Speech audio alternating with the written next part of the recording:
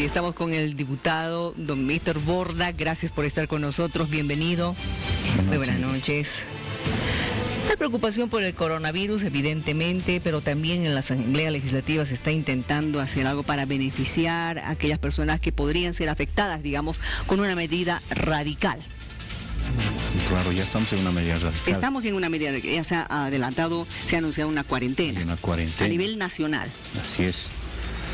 Y estas medidas, que son necesarias desde todo punto de vista, que no las cuestionamos, pero sí deberían ir acompañados con otras medidas sociales que definitivamente impidan un impacto fundamentalmente en los sectores pobres de nuestro país.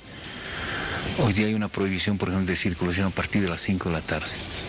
¿Qué pasa con esa caserita que tiene su venta de puesto a partir de las 6 de la tarde? Con hamburguesas, anticuchos, por ejemplo. Así es, sus pollos brostercitos. O ese chofer que tiene que trabajar todos los días para pagar su banco, sus obligaciones, etc. ¿Qué es lo que dicen? Que ellos dicen que van a ser los más afectados, ¿no? Ah, sí, y definitivamente van a ser afectados. O el indígena, el campesino, ya no va a poder llevar sus productos a la ciudad por las restricciones que existe de circulación. Pero también si nos enfermamos, todos vamos a ser afectados, ¿no? Así es, por eso son medidas necesarias, pero debe haber otras medidas también sociales que favorezcan a la mayor parte de la población. Yo quiero recordarles aquí al ciudadano común que el artículo 20 de la Constitución Política del Estado, 369, 380, etcétera, declara que los servicios básicos son de acceso universal para todas las bolivianas y los bolivianos, y que el agua, la energía eléctrica, el gas son derechos fundamentalísimos. Ahora, en este momento la situación es prácticamente el 80% de la población que vive de la economía informal. Solamente el 20% tienen una relación laboral estable, gozan de estabilidad. Puede ser que ese 20% en este momento se desborse una alegría, así, bueno, no voy a trabajar o voy a trabajar unas cuantas horitas, pero voy a seguir continuando percibiendo mi sueldo. Pero ¿qué de ese 80%? ¿Qué de ese más de 3 millones de personas que viven en nuestro país? Entonces, no quisiera pensar que mañana pasado a una familia pobre, como no tiene para ni siquiera llevar el alimento diario a su casa, le corten su agua, porque no pagó. Porque no ha pagado. ¿No? Cuando ahora, de acuerdo a las prescripciones médicas, tienes que lavarte permanentemente el agua. O le corten su gas, cuando tiene que hacer cocción de sus alimentos, o su energía eléctrica. Entonces, hay un fundamento fáctico, hay un fundamento jurídico, legal, constitucional, para plantear este proyecto de ley por el cual debería condonarse el pago de energía eléctrica, gas y agua potable por este mes, retroactivamente. El artículo 150 del Código Tributario establece que puedes aplicar retroactivamente la ley en el ámbito tributario. Entonces, desde el 1 de marzo, ¿hasta cuándo? Hasta que dure esta cuarentena. Nos ha hecho el 31 de marzo, ojalá se suspenda. Pero ¿qué pasa si se amplía? Entonces, todo ese tiempo debería el Estado subrogarse esa deuda, ¿no? Y hacer un repago a las empresas semiautónomas, autárquicas que administran estos servicios. Diputado Borda, ¿y el Estado está en condiciones de subrogarse este costo? Hay recursos económicos. Pero un dato más. Estamos a punto de aprobar una ley. Lo ha anunciado el ministro de Economía. Perdonazo.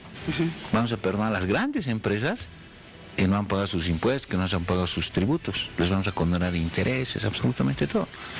¿Por qué no podemos perdonar a la gente humilde un mes de pago de energía eléctrica, de luz, de agua? Porque además la ley es específica. Solamente hace referencia al consumo de energía eléctrica de viviendas. No de fábricas. De fábricas, empresas, no. Solamente por uso de consumo de vivienda.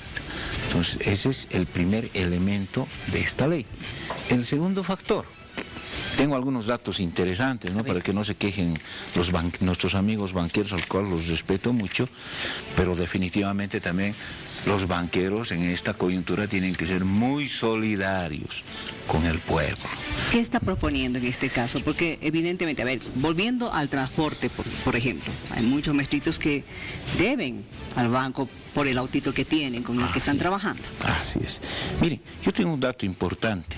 El año pasado, las entidades bancarias, por conceptos de crédito, han recaudado alrededor de 26.330 millones de dólares. Millones de dólares. ¿No? O sea, es una cifra considerable, ¿no? En créditos, ¿no? Aquí tengo, son datos del ASFI, ¿no?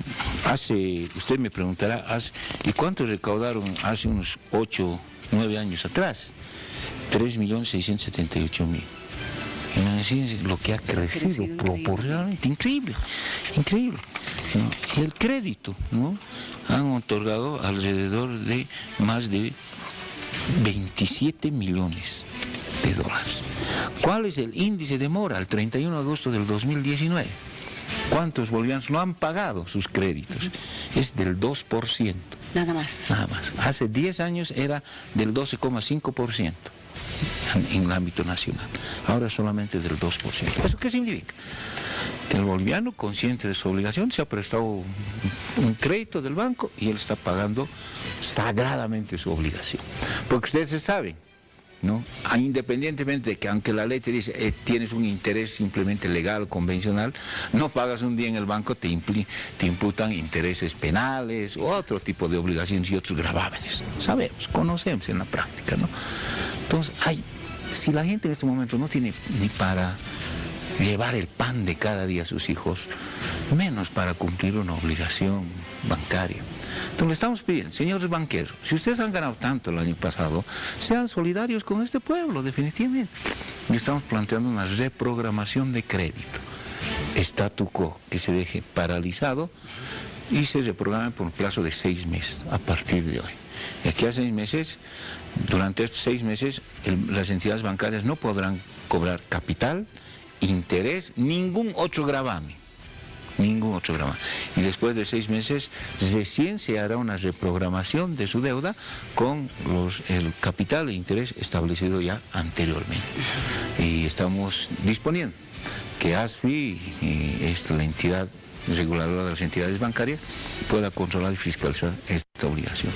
Así habremos la necesidad de dar cumplimiento definitivamente también a la cuarentena. Exacto. Hay mucha gente que está desesperada, el chofer, pucha, ya me voy a recoger a las 4 de la tarde, pero tengo que pagar al banco, o la señora, tengo que salir a vender, ¿qué va a hacer mi banco? Bueno, vamos a tener una cuarentena en la que sí, vamos a tener también un espacio de tiempo para poder trabajar, desde las 8 hasta las 13 horas, ¿no es cierto? A partir de las 4 ya no tiene que circular absolutamente ni movilidades ni personas. Eso es cuarentena, para evitar que usted se contagie, que se contagie el maestrito, que se contagie la caserita.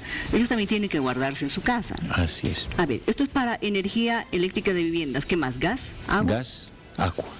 Todos los servicios básicos, los tres. Es una propuesta que ustedes están haciendo. Así es. Lo hemos hecho, ya lo hemos planteado esta mañana, con rótulo de emergencia, sí, para el tratamiento a la mayor brevedad posible. Y esperamos que exista la aceptación del órgano ejecutivo también, porque a veces, obviamente, no... Es complejo, sabemos, dictar este tipo de restricciones que limitan el derecho al trabajo, al comercio, etcétera. Son necesarios, fundamentales, pero también hay que pensar en la mayor parte de la cantidad de la gente humilde, ¿qué va a hacer? Bueno, otros países ya lo están haciendo también, ¿no? Así es. Esta no es una iniciativa innovadora, claro, del suscrito diputado, lo ha hecho ya Francia. Exacto. Francia, que es un país ya altamente industrializado y que sí, tiene inclusive una relación de dependencia laboral mucho mayor que Bolivia, entonces lo ha planteado ya. Pues ¿por qué no plantear en un país donde lamentablemente la economía informal es mucho más grande, exacto, que la economía formal en nuestro país? Le agradezco por habernos venido a contar un poco más, a orientar con relación a esta propuesta que esperemos realmente sea aceptada por las instituciones bancarias, las instituciones financieras, especialmente para esa gran cantidad de personas que en este momento están viendo en peligro el poder reunir esa cantidad de dinero que necesitan pagar por sus deudas, ¿no es cierto? Así es, me contaban algunas personas, decía, el banco se cierra a las 2:30 de la tarde, ya ha cerrado a las 2, ya usted ya no va a pagar su deuda. ¿Pero por qué? No, mañana, pero ya mañana es con interés, claro, ¿no? Entonces, creo que no puede haber tanta agresividad de los señores banqueros, sino también se solidarice con la gente humilde, con la gente pobre de nuestro Estado plurinacional. Y la verdad, entre todos tenemos que ayudarles, porque esto es un momento de emergencia nacional y mundial. Tenemos que evitar que el coronavirus pues nos esté dañando la salud. Gracias por haber venido. Gracias, Miriam. Que le vaya muy bien. Gracias. Una propuesta sumamente interesante que esperemos pues sea también bien acogida en la parte de el gobierno en este momento.